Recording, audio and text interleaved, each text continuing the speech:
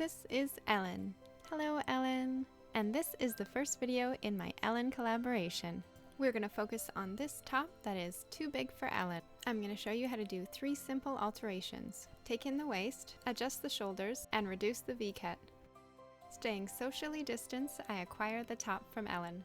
Ellen was able to pin her top to fit. I'm going to measure how much fabric needs to come out from the waist and the shoulders. I'm going to start with the shoulders. I'm going to open up between the ruffle sleeve and the armhole. Because I'm going to take the shoulder seam up by 1 inch, I need to open up 2 inches at the ruffle sleeve so I have enough room to work. And on the opposite end we have binding, so we're going to do the same and remove about 2 inches of the binding. And with everything pulled away from that shoulder seam, we're going to pin it and stitch 1 inch beneath the original. We now have 2 inches of ruffle sleeve that we need to fit into a 1 inch space. More ruffle, more better, right? You can use a gathering stitch or just jam it all in like I am. Stitch it in place. This edge was originally serged, so now we're going to serge it again. Now we're going to move on to the binding on the other side. So once again, we have an excess. We've got about 2 inches of binding that we need to fit in a 1 inch space.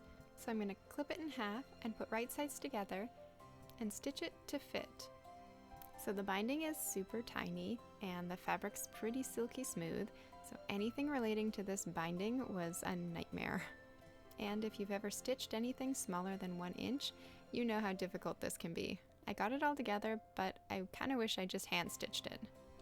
Next, we're going to attach the binding to our shoulder. We're going to tuck in the binding seam allowance and the raw edge and pin it in place. Very carefully move it without everything falling apart and top stitch it to the shoulder. And finally, the last step with this silly binding. I trim away the excess seam allowance in the binding. I fold over the binding and tuck away the seam allowance and raw edges, all hidden inside. Pin it in place and then move it over to the sewing machine to finish it off.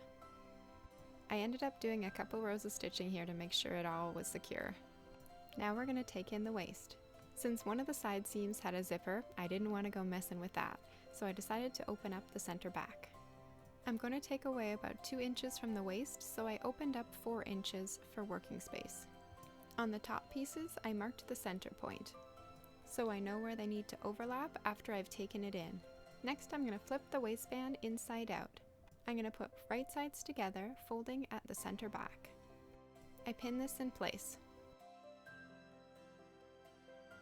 And laying it as flat as I can, I'm going to mark my new seam.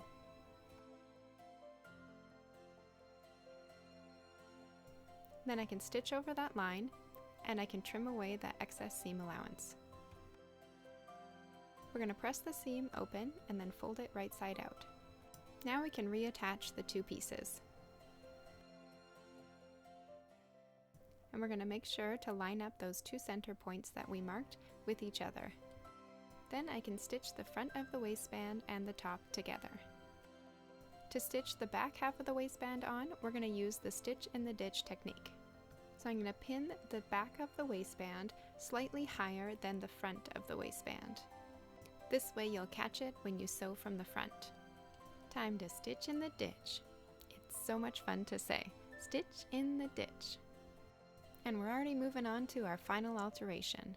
Ellen was able to pin the front of the top where she wanted it to sit. So laying it flat, I pin it in place as she had it. Then I top stitch over the seam. Simple. All done. Besides the tiny binding that I had trouble with, this was a really easy alteration. Now it fits Ellen perfectly and looks great. Thank you guys so much for watching this video. Stay tuned for part 2. We're going to breathe new life into this vintage dress.